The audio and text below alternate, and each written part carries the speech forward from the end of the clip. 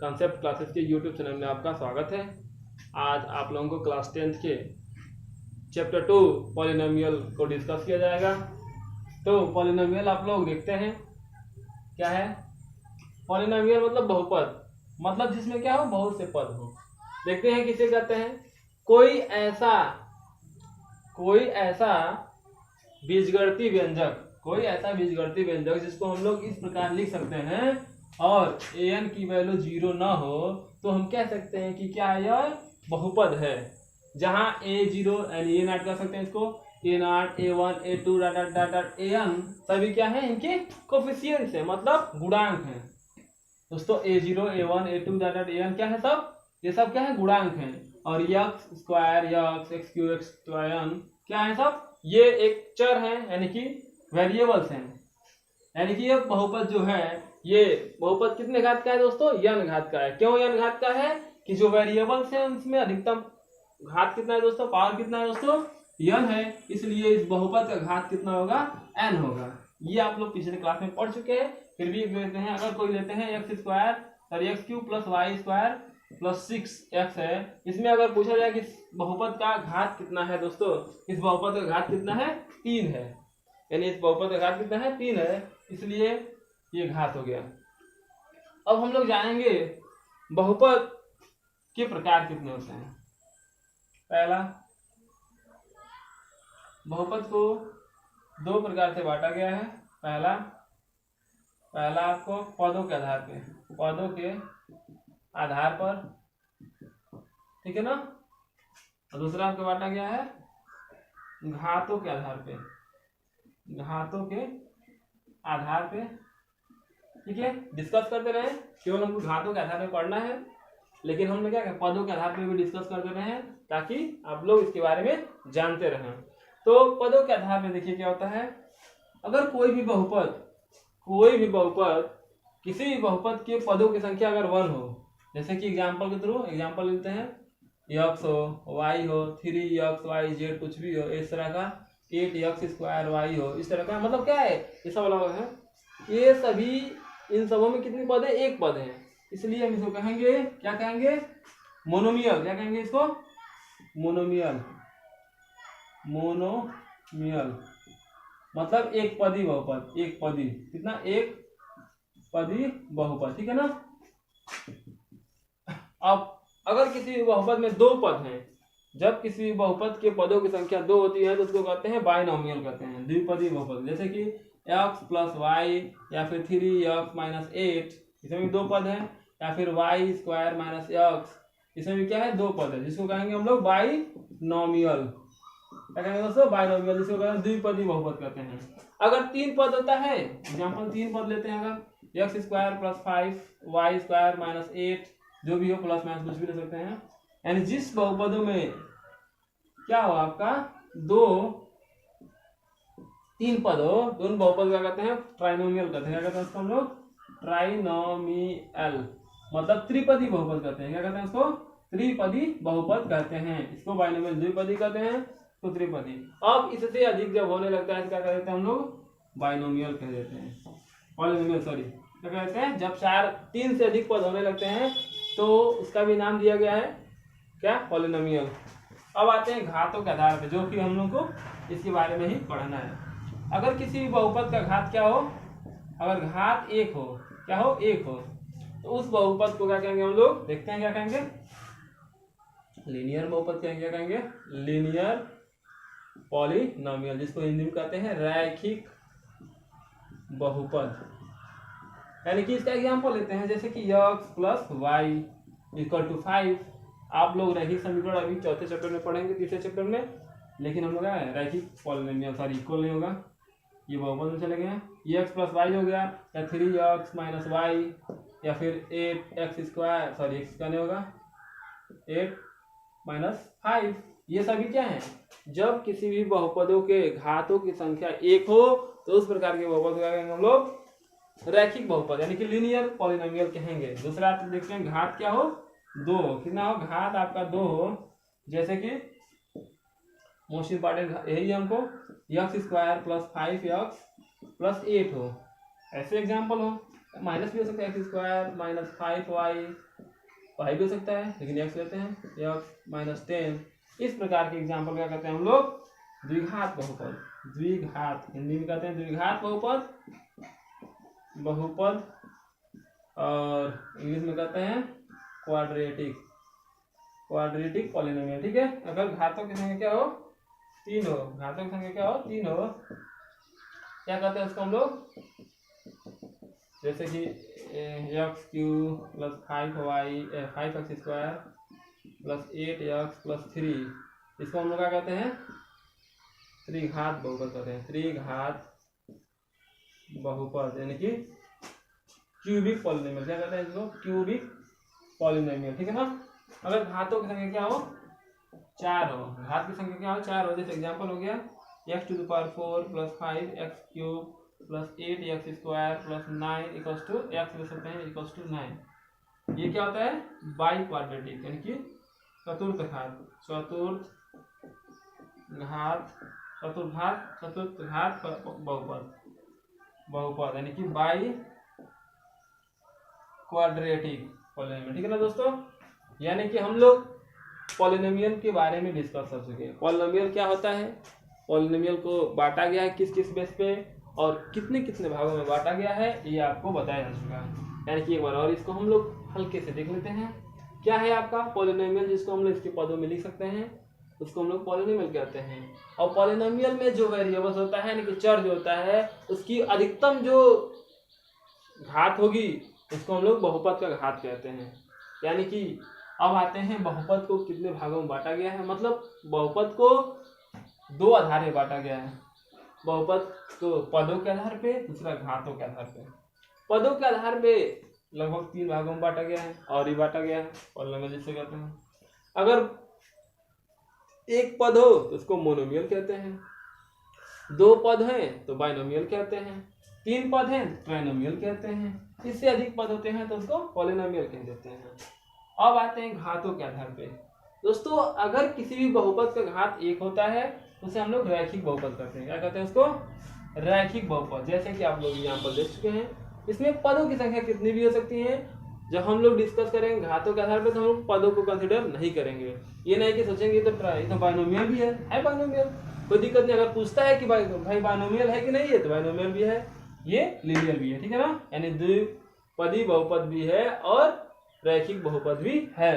अब आते हैं तीसरा, अगर घात यहाँ क्या है 2 हो तो क्या कहते हैं हम लोग, क्वाड्रेटिक पॉलिनोमियल, जैसे कि द्विघात बहुपद कहते हैं।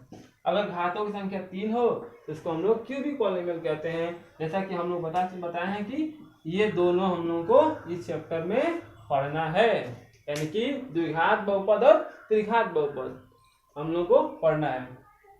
ये भी पढ़ना है, लेकिन एग्जैक्ट बहुत ज्यादा क्वेश्चन नहीं पढ़ना है इसमें, 1-2 क्वेश्चन बहुत ही इजी क्वेश्चन आपको पढ़ना है, यानी कि चतुर्थ घात वाला हो गया।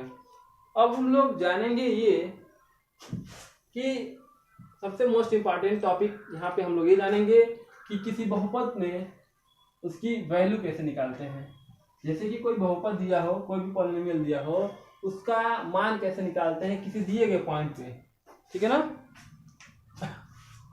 वैल्यू हिंदी में value of the polynomial at given point, at given point, that means किसी भी बहुपद का मान किसी दिए गए वैल्यू पे, गिवन वैल्यू कह सकते हैं, पॉइंट नहीं, वैल्यू भी कह सकते हैं।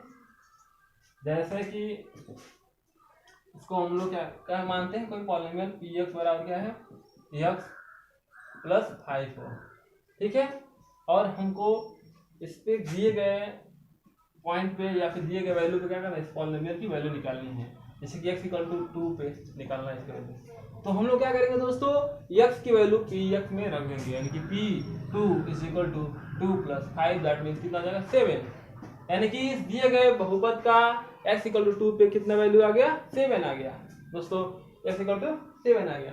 अब हम लोग और भी दे सकता, 3 भी दे सकता था, क्या करें 3 रखते हैं, कितना आता 8 आता, p3 कितना आता 8। यानी कि ये x = दिए गए वैल्यू पे हमने क्या किया, पॉलिनोमियल की वैल्यू निकाल दिया दोस्तों। ये तो आपका हो गया वैल्यू ऑफ द पॉलिनोमियल। यही प्रोसीजर, इसी प्रोसीजर से हम लोग चाहें तो जान सकते हैं कि zeros of polynomial, zeros of polynomial मतलब बहुपद का शून्यक, बहुपद का शून्यक। दैट मीन्स किसी बहुपद का शून्यक क्या होता है दोस्तों, किसी पॉलिनोमियल का वह मान, किसी पॉलिनोमियल में किसी चर का वह मान जिसको रखने पर पॉलिनोमियल को शून्य कर देता है, उसको हम लोग क्या कहते हैं, जीरोज ऑफ पॉलिनोमियल मतलब बहुपद का शून्यक। जैसा कि हम एग्जांपल लेकर बताते हैं, अगर ये लिखा हो x - 5, तो हम लोग अगर x की वैल्यू 5 रखें, अगर x की वैल्यू अगर 5 रखें तो हमें क्या मिलेगा दोस्तों, 5 - 5 0, यानी कि इस पॉलिनोमियल के लिए x = 5 क्या होगा, शून्यक होगा दोस्तों। x = 5 क्या होगा, इस पॉलिनोमियल के लिए क्या होगा, यह शून्यक होगा। ठीक, ये तो आपका शून्यक हो गया। यानी कि शून्यक एक बार और किसे कहते हैं बता दे रहा हूँ, किसी भी बहुपद में वेरिएबल के स्थान पे कोई ऐसा वैल्यू रखे जिसको रखने से क्या हो जाए, वो पॉलिनोमियल क्या हो जाए, जीरो हो जाए, तो उस वैल्यू को क्या कहते हैं हम लोग, शून्यक या फिर जीरोज ऑफ पॉलिनोमियल। पॉलिनोमियल निकालने का मेथड भी होता है, आपका पॉलिनोमियल कैसे फाइंड आउट करेंगे, ये तो हमने पुट करके रख दिया, मालूम था तो रख दिया। कोई बड़ा क्वेश्चन आ जाए और उसको हमको क्या करना रखना हो, तो रखते रखते क्या हो जाएगा, शाम हो जाएगा, फिर भी मिलेगा नहीं, यानी टाइम कंज्यूम होगा। तो अगर कोई भी पॉलिनोमियल है उसका हमको जीरोज निकालना है, तो हम लोग px को हम लोग पहले जीरो कर देंगे, ठीक है ना। जैसा कि हम लोग का एग्जाम्पल क्या था, px = x - 5 था, तो हम क्या करेंगे, px के स्थान पे इसको रखेंगे, जीरो कर देंगे, यानी कि x - 5 = 0। अब क्या करेंगे हम लोग, यहाँ से x की वैल्यू निकाल लेंगे, इसको उधर ले जाएंगे, x = क्या हो जाएगा, 5, यही हम लोग पाए थे ना, यही जीरो हो गया। यानी कि किसी भी दिए गए पॉलिनोमियल का जीरो निकालने के लिए क्या करते हैं हम लोग, उसको जीरो कर देते हैं, उसके बाद से उसमें दिए गए वेरिएबल्स को फाइंड आउट कर लेते हैं, दिए गए वेरिएबल को सॉल्व कर लेते हैं, और वो हमें मिल जाती है क्या, जीरोज, यानी कि शून्यक। ये तो आपका शून्यक हो गया।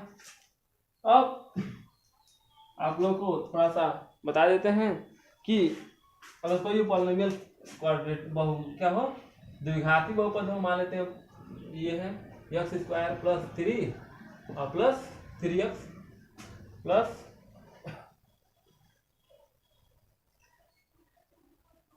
लेते हैं 7 लेते हैं और 10 लेते हैं, ठीक है ना। ये पॉलिनोमियल हो, इसका हमें क्या करना है, बहुपद निकालना, सॉरी शून्यक निकालना है।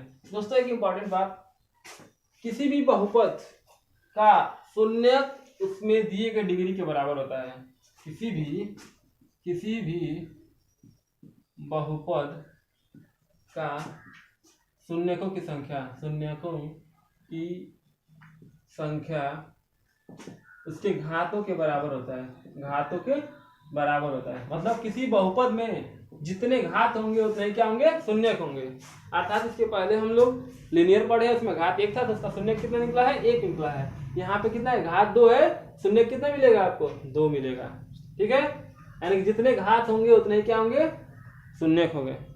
हमारा प्रोसीजर क्या था दोस्तों, px = 0 कर लेंगे, px की वैल्यू 0, यानी कि x² + 7x + 10 = 0। इसके पहले आप लोग क्लास 8 या 9 में आप लोग फैक्टराइजेशन करना सीख चुके हैं, किस तरह से इसका गुणनखंड किया जाता है आपने इसके पहले पढ़ चुका है, फिर भी बता दे रहा हूँ। क्या होता है, हम लोग पहले स्टेप क्या करते हैं, इसके कोफिशिएंट से x का कोफिशिएंट और कांस्टेंट के आपस में मल्टीप्लाई करते हैं। x का कोफिशिएंट 1 है और ये 10 है, यानी कि 10 आ गया। 10 का ऐसा फैक्टर निकालते हैं हम लोग जिसको ऐड करने पे क्या आ जाए, 7 आ जाए, चाहे माइनस करने पे, यानी कि इसका क्या होगा, 5 और 2 होगा, 5 + 10 होता है, यानी कि x² + 2x + 5x + 10 = 0। और क्या होगा, x कॉमन होगा, x + 2, फिर 5 कॉमन होगा, x + 2 = 0। अब x + 2 आपका कॉमन है दोस्तों, और क्या बचा, x + 5, यानी कि अब दोनों को 0 के इक्वल कर देंगे, x + 2 = 0, यानी x की वैल्यू क्या होगी, -2 होगी, एक 0 मिल गया, फिर x + 5 = 0 होगा, x की वैल्यू क्या होगी, -5 होगी। यानी कि दोस्तों ये द्विघात बहुपद था, यानी कि 2 घात था, इसलिए 2 जीरोज हमको मिल गए, यानी कि 2 शून्यक हमें प्राप्त हो गया। यानी कि जितने घात होंगे उतने हमें क्या मिलेंगे, शून्यक मिलेंगे, ठीक है। तो ये तो आपका क्वेश्चन हो गया। एक और चीज देख लेते हैं, अगर किसी भी बहुपद का हम लोग ग्राफ खींचते हैं, अगर किसी भी बहुपद का अगर हम ग्राफ खींचते हैं, ठीक है, आपका पहला क्वेश्चन यही है, अगर किसी भी बहुपद का ग्राफ एक्स एक्सिस है, वाई एक्सिस है, एक्स डैश होगा या वाई डैश होगा, ये नेगेटिव वैल्यू दिखाता है और ये पॉजिटिव वैल्यू दिखाता है, इधर भी नेगेटिव वैल्यू दिखाता है और ये भी सॉरी पॉजिटिव ये नेगेटिव वैल्यू दिखाता है।